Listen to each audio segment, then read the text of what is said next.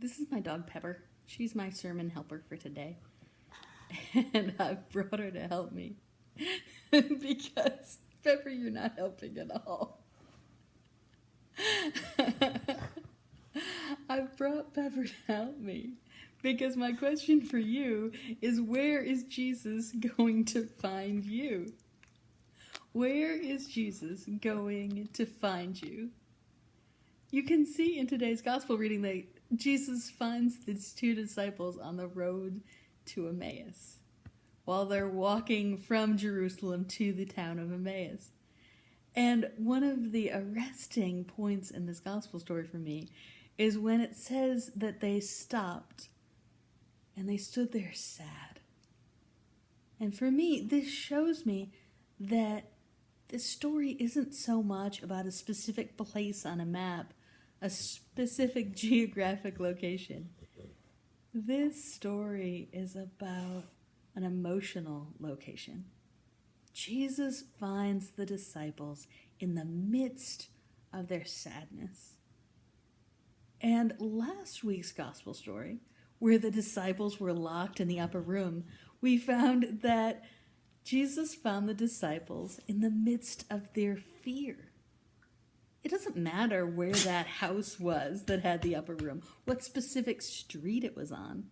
What matters is that Jesus breaks in and finds them in the midst of their fear. And this week, Jesus finds us in the midst of our sadness. That Jesus finds us in whatever emotion we're currently living in. This is really helpful to me.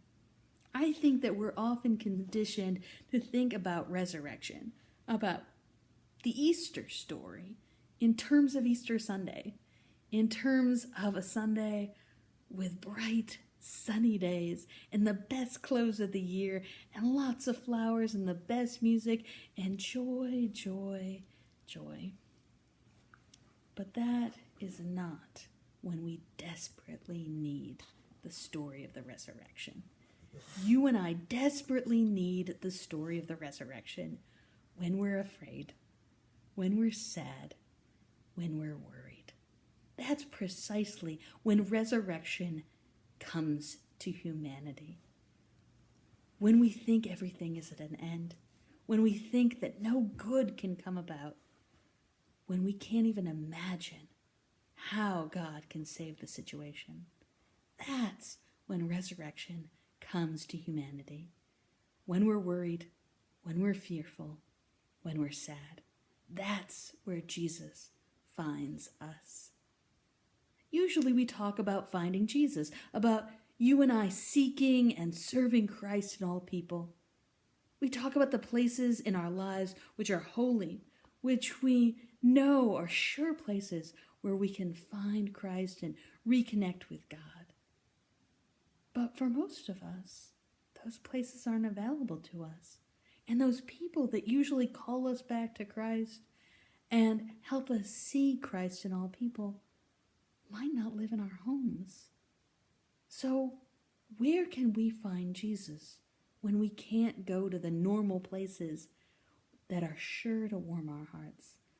When our churches aren't available, when our best friend's house isn't available, when the holy places in our life are too far afield for this isolated world. Well, I brought Pepper because I think most people that have a pet of some sort, when they feel sad or worried or afraid, find great comfort in hugging or petting or just being with their animal companion.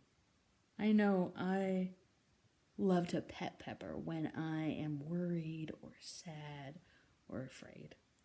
So I brought her here as a reminder to you that there's not a certain place where you find Jesus, where you find comfort.